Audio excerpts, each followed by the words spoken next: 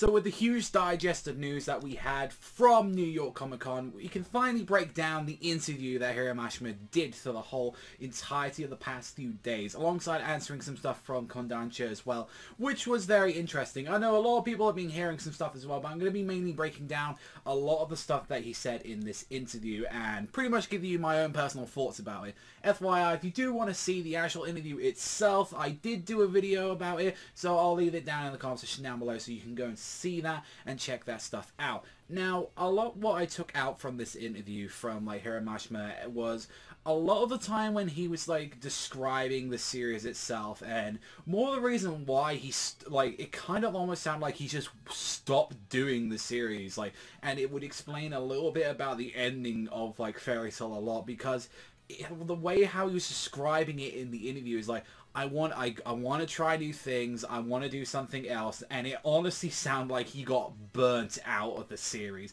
which, that's it, like, do you blame the fucking guy? And this is the thing where it's like, I am surprised that so many, like, how Oda, like, Kishimoto, Kubo, Shinobu, like, you know, like all these artists and all that, like, how they still keep saying after, like, week after week, having to go back to their series, working on it for maybe 6 to 7 days a week, and it's like, I do not want anything to do with this series. I want a week off. And like the way how it's talking about where it's like, I want to work on a new series, but I just want to fucking just rest. I just want a break, and this is the one of the few times I can do it. Same thing with like Kishimoto. It was one of the very rare things where he was able to finally have his honeymoon because he was working on Naruto for so long. It's like ridiculous what some of these people had to go through with some of their series.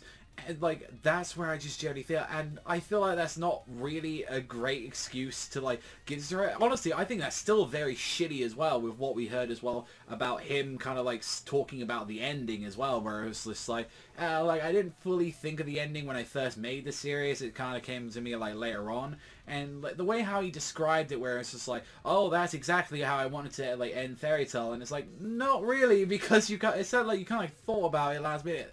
But then again, he ended it in a way where, like, unfortunately, it makes, as a business, like, wise and all that, it makes sense. But as, like, an author where you kind of want to see a little bit more, like, ending the series much more on a high note, it makes sense to end it there. Because it's like, it's the eternal adventure, guys. Like, don't worry. You know, Natsu and the gang can come back anytime they want. And I feel like if, like, Hiro tries a series where it's like, I'm going to try this short little series and see if it gets me somewhere, and it will fucking bomb, and he'd be like, well, back to Fairy Tail. It's the same thing with like Rurouni Kenshin, the author of that. Like, it seems like everything that he does, I know he's got the new Rurouni Kenshin now, but you've never really seen him do any new series, or at least of anything I've seen from him, like where he's like hasn't really tried any new works, and it seems like for the few one-shots he's done, it hasn't really worked out, so he'll just do like new material for Rurouni Kenshin, like some spin-offs or some Makoto Shishio material, or help in the live action. Like, it will be this stuff. So I can see where it's like, it's dangerous like to work on that. Same thing with like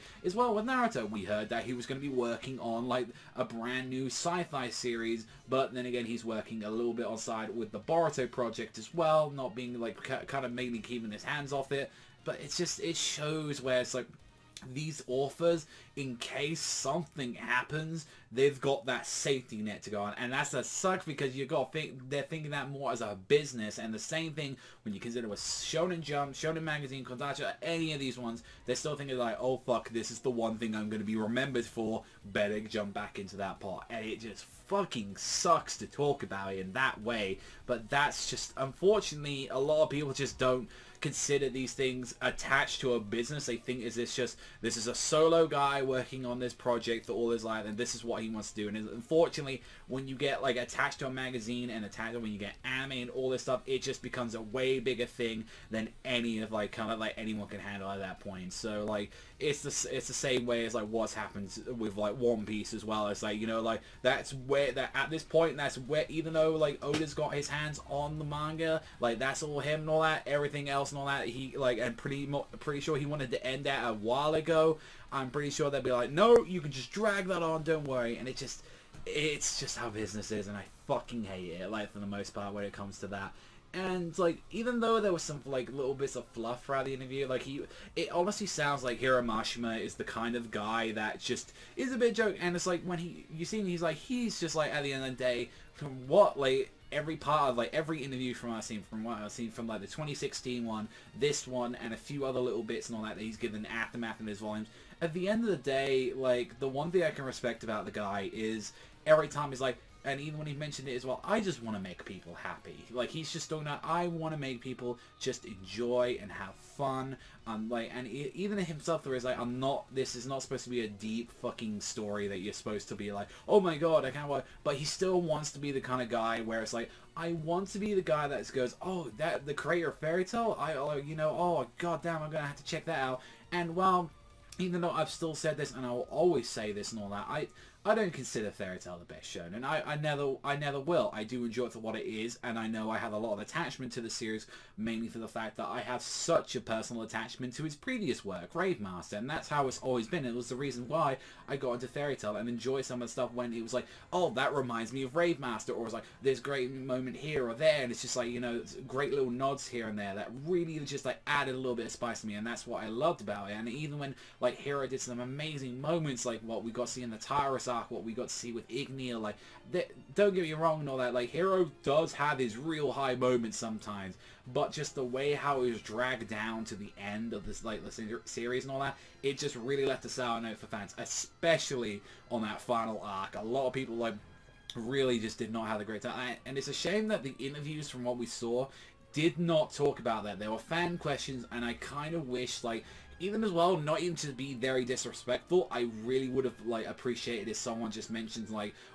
you know, what did you, like, what was your thoughts about the final arc and all that, or, personally, if I was there, I would ask something saying, like, it's something that you've taken out of both Rave Master and Fairy Tail, what do you think is something that you would like to, like, improve or, like, you know, initialize into your next franchise? That's something I would have loved if someone to just ask about him, like, like, how he feels about Fairy Tail, like, now that it's over, and, like, the way where he's like, I want to leave the memories of Natsu and the gang with everyone, like, in the, like, with everyone here and all that, that's really read it and enjoyed it, and it's just, there's a lot of stuff with, like, going back into it. And one thing as well, I was kind of a little bit more was that they didn't talk a bit more about Rave Master. It sounded like it was going to be a cross-Rave / Fairy Tail interview, but of course, he's known for fucking Fairy Tail, so, like, there's going to be more stuff.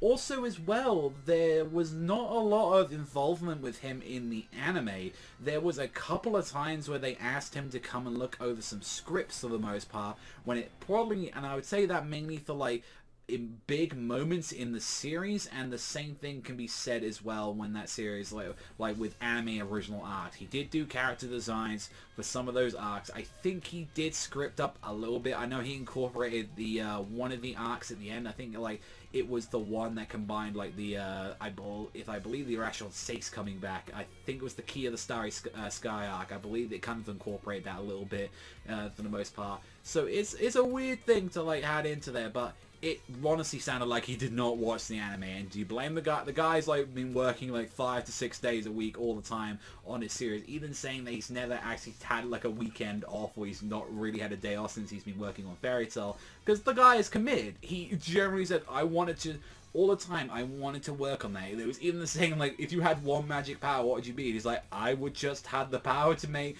24 hours into 48 hours. I could draw more, I could make you guys happy, and just entertain. And that's when, like, I appreciate a lot more. This is one of the authors that put so many pages, like, into his, like, manga. Not to mention as well, like, how many double to triple chapters that we got, color pages, like, covers, and, like, when he was diving more into this with his, like, Twitter as well, where it's like, I wanted to draw more because it makes people happy. And it's like, that's what he is. He's not there to ever write some story that you're going to come back saying, oh my god, this is a work of fucking art. No. Fairy Tail's never going to be that, like, at all. Like, but I appreciate a guy that's just there for just, I want to entertain people, and that's all I'm there for. And how it honestly describes a lot more of Fairy Tail's problems might be due a lot to the fan base on both sides from how it's going. And it's like, he's talking about he wants to make the fans happy, and even as well when he's like talking about some of the fans, and it's like he didn't take any ideas like from them, or he's like, oh, suggestions, and it's like, you know, hey, maybe you should do this. However, though, he did like go back and all that, and he always used to listen to the comments like that you get in the magazine. You see like, oh, this is something we can improve, or like, you know, what to be make the fans happy.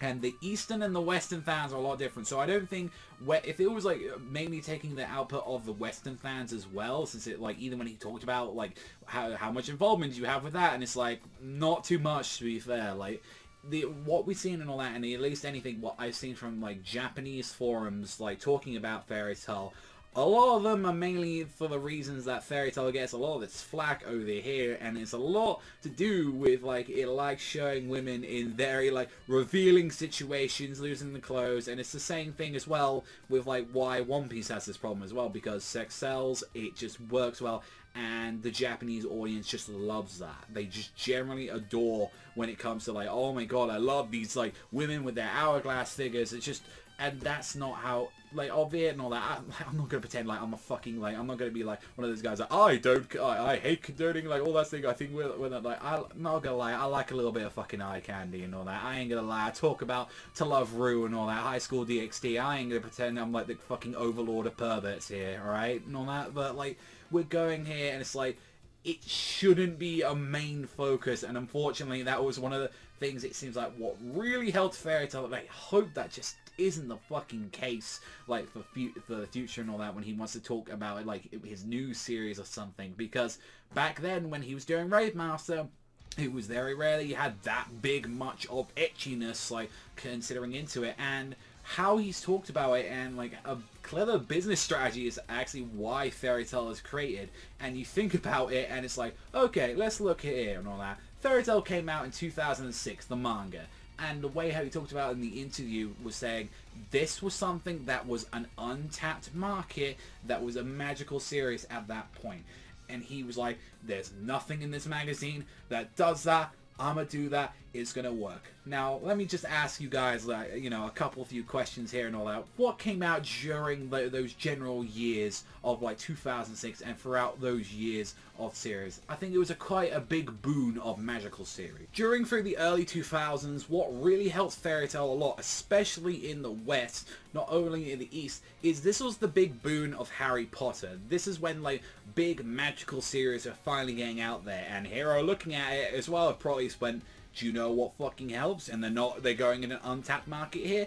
This right now, it's the same reason why My Hero Academia is doing so goddamn well, because what is the biggest trend right now? And that is superhero movies. And what helps My Hero Academia so much is that it's talking about Western superhero genre, so it already is getting a huge bigger boost on that from the Western market. Same reason as well One Punch Man did so well. Like, it's just an easy way of going, oh yeah, whatever is in the big and norm and all that, that's gonna do popular and all that. Same thing when we get stuff of like, you know, like with Walking Dead, when we're gonna be getting Game of Thrones, like whatever is the next big thing, that's where you're gonna do it. And it's like, going back on 2006, that's probably around about like 3 to 4 of the movies of Harry Potter are out already, so that's already where like Harry Potter was becoming its like highest peak points. So it, like, honestly, I think and all that, they didn't talk about that in there, but I wouldn't be surprised if it's just not even just a mild coincidence. I wouldn't be surprised that like Harry Potter and like the big boon of like maybe magical series just kind of helped it in the long run.